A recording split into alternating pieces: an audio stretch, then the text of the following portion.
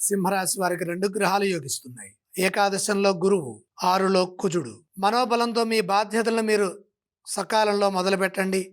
ముఖ్య కార్యక్రమాల్లో విజయాలుంటాయి.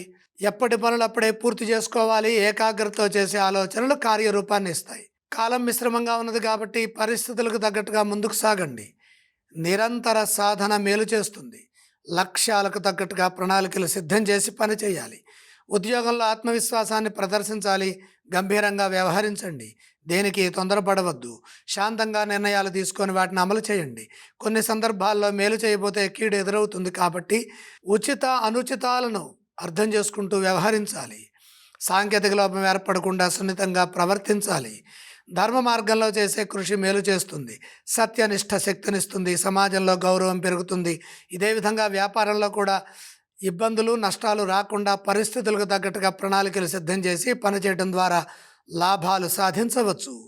వారం మధ్య భాగంలో మేలు జరుగుతుంది.